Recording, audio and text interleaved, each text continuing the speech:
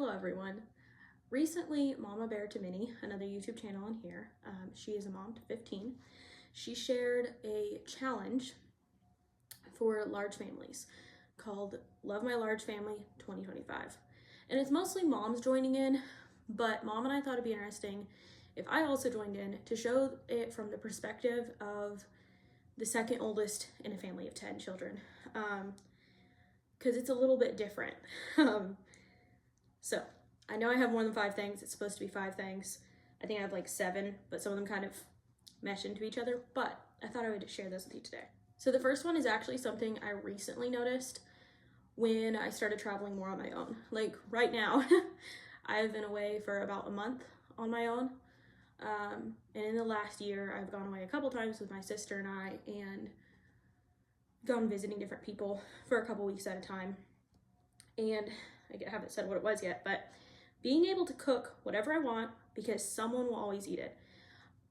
I didn't realize what a great thing that was. I have teenage brothers and I have younger siblings, and like pretty much no matter what you make, there's going to be someone that likes it, and even if they don't like it, there's enough people that will taste it that it's basically gone.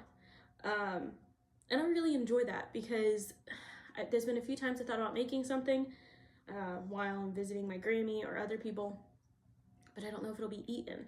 Even little things like making a cake, even though people like it, sometimes it just won't get eaten because there's not enough people to eat it. So being able to cook whatever I want and experiment in the kitchen is a big blessing that I love. This is another one that I've loved for a really long time. I've always wanted to get married and have a large family, at least have children, but I would love to have a large family. And something that I have really loved, and a part of the reason why I've never moved out, I'm almost 23 and I have no desire to move out. And this is part of that, is I would love to be a mother and have children someday. But for now, I am enjoying being able to experience motherhood in a way while still living at home. My mom has, over the years, let me have more of a say, I like to help with the organizing and the grocery shopping, and I could do that on my own, but what I couldn't do is I couldn't be such a part of my siblings' homeschool. And that is something I really, really love. And I know I could go off and be a teacher and whatever else, but I'm not interested in that. I want to homeschool, and I love being able to help my siblings and watch them learn, and I love planning things for school, planning the curriculum, planning little treats for them throughout the year, doing the activities together, and that is something I really, really appreciate. I've also been able to gain experience in shopping for a lot of people, and also at the same time actually shopping for small amounts of people, because I have had to be gluten-free over the years, and I've done different diets and things to try to help with my health, and that gave me experience in cooking for myself and only myself. But I also have the experience to cook for 10 to 20 people at a time, and it feels pretty normal actually. The next one is kind of the same thing, but it's a bit different.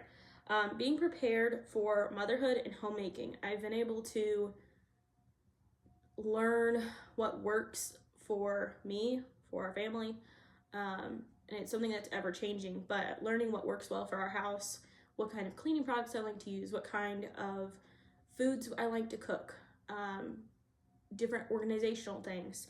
And it's totally different than if I was living on my own and doing it for myself.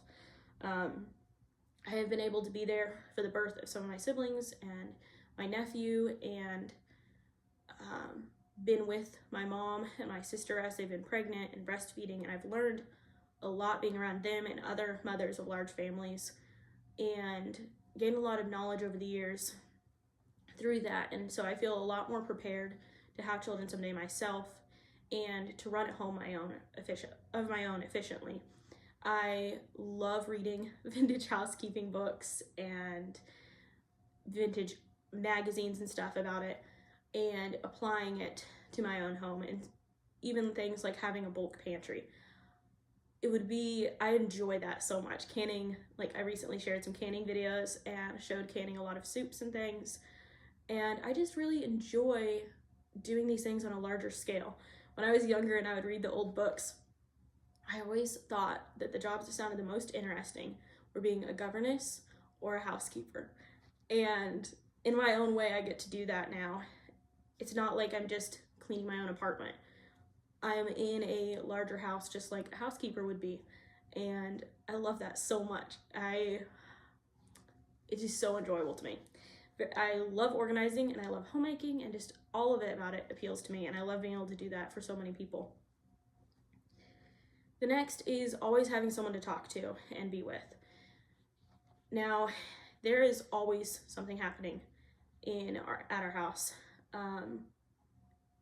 If I want, I can go out for a quiet time by myself. I love to go on walks on our property or down the dirt roads around us. But if I want someone to talk to plan something, just to be with, to spend time with, I can do that.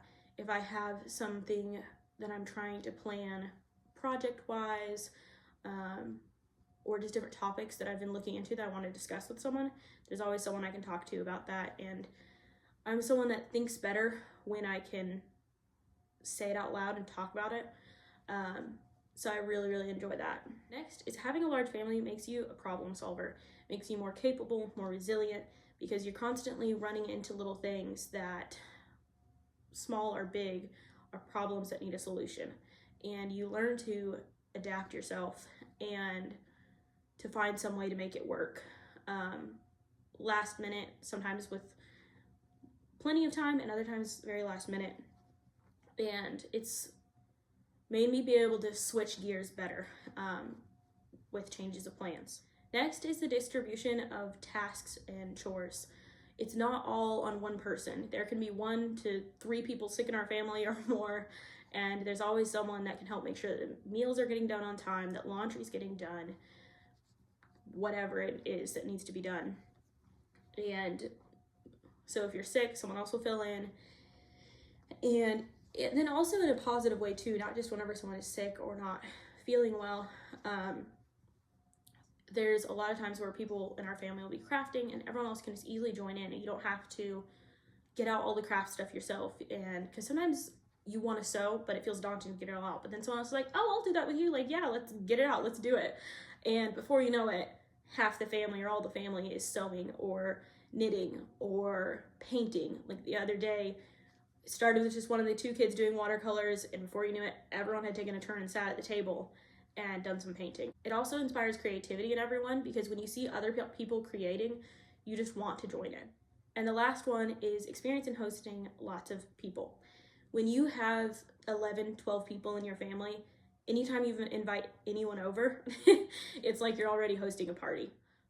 You're used to hosting a lot of people on a daily basis, and so whenever you invite anyone else over, it's like you hardly even notice it, because it's just slightly more food, refreshments, people. And it's not like you're going from 1 or 2 people in a home to 12. You're going from 12 to like 17, and that's a much smaller difference and a much easier difference. So I hope that this was not too confusing and rambly, because I feel like I kind of rambled. And I hope that you enjoyed it, because I love being part of a large family. A lot of times people assume that they either assume that it's just a big barrel of fun and that we're having the best time of our lives, or they think that we're persecuted and part of a cult, which we're not. They assume that, especially as being the second oldest, being one of the older girls in the family, they assume that we're just burdened by our siblings and that we don't enjoy it. And that really makes me sad, because it's not true at all. Actually, all of my siblings are always begging for another sibling they want. They would be overjoyed if there's another sibling added to the family, and we all enjoy it. And anytime anyone leaves the house, it feels very different. It feels like even with everyone at home, we'll look around sometimes, we'll be like, this isn't very many people. It just doesn't feel like very many people anymore. Yeah, I feel like I'm just rambling even more. So I will end this video here. If you came from a large family, tell me what you enjoy about having a large family or being a part of a large family. And if you didn't, tell me, do you wish that you had a large family or a part of a large family? I would love to hear it. And I will see you in the next video. Bye.